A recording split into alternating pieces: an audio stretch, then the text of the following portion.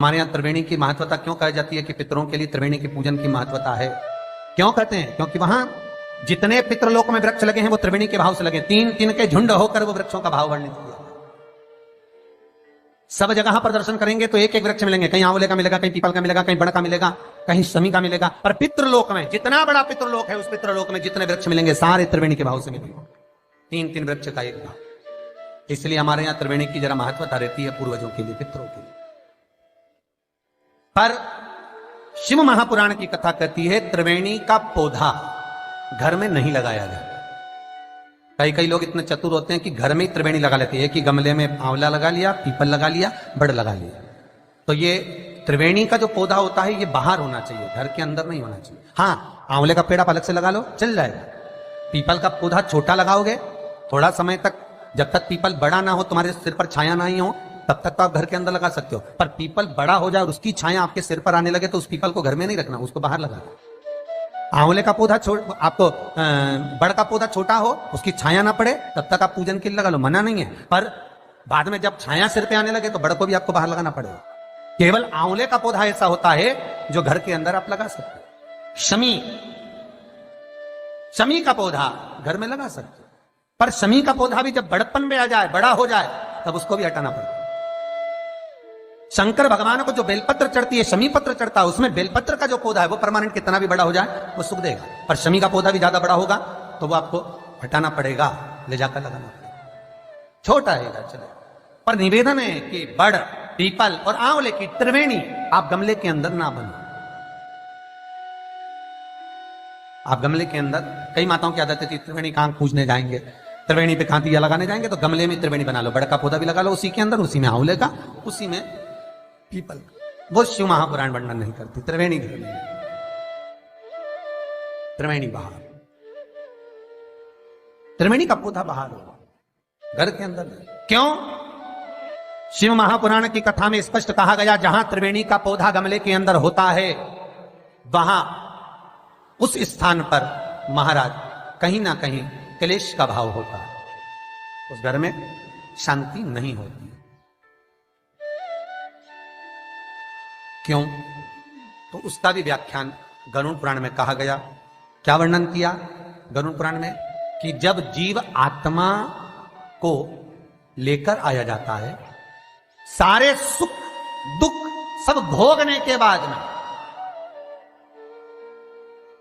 कुछ समय के लिए उसको पितृलोक में जब लाया जाता है, तब पितृलोक में आने का जो प्रवेश द्वार है, उस द्वार में जब वो जीवात्मा सारे दुख भोग कर, तकलीफ भोग कर वो जीवात्मा जब प्रवेश करती है तो उसको लगता है कि यहां पर फिर मुझे कहीं तकलीफ का अनुभव होगा, तो वो अंदर प्रवेश नहीं करती है।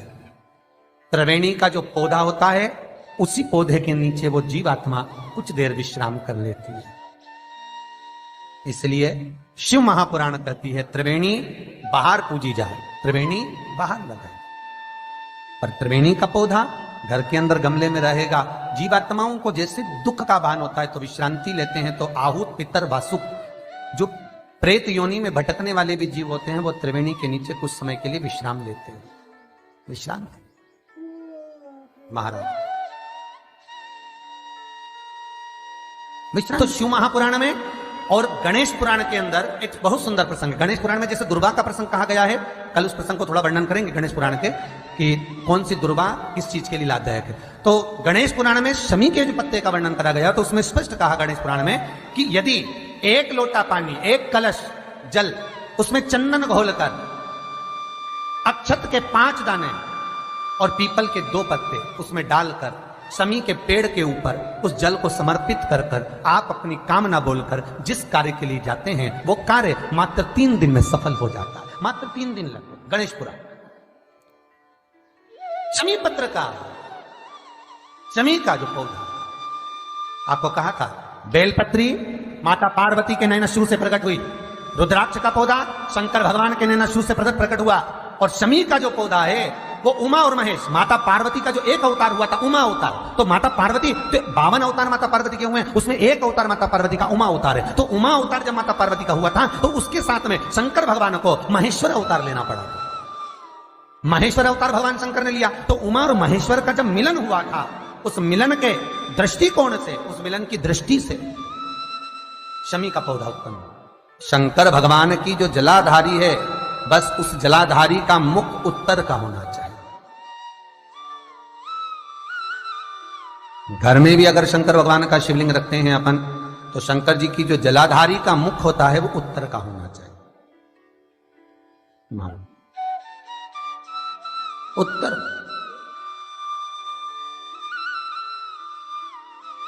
भगवान को जब भी बेलपत्र आप शिवलिंग पर समर्पित करते हैं तो ये डंडी का मुख आप जहां बैठकर कर रहे हो, आप उधर बैठे हो, इधर बैठे हो, इधर बैठे हो, जहां तुम भगवान शंकर के सामने बैठे हो, इस डंडी का मुख तुम जिस जगह पर बैठकर बेलपत्र समर्पित कर रहे हो, तुम जिस जगह बैठकर बेलपत्र चढ़ा रहे हो, तुम जिस जगह बैठकर बेलपत्र को भगवान शिव को समर्पित कर रहे हो, इस डंडी का मुख आपके ठीक विपरीतता के भाव में होना चाहिए।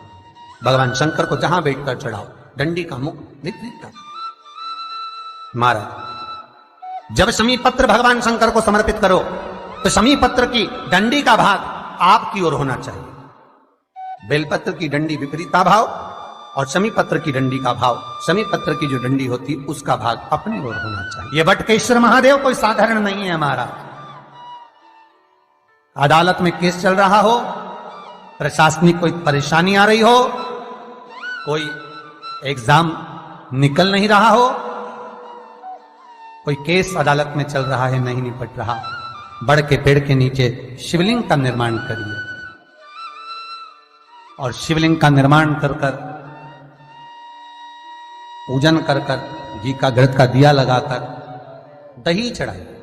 उस दही को वापिस हाथ से चम्मच में निकाल लीजिए।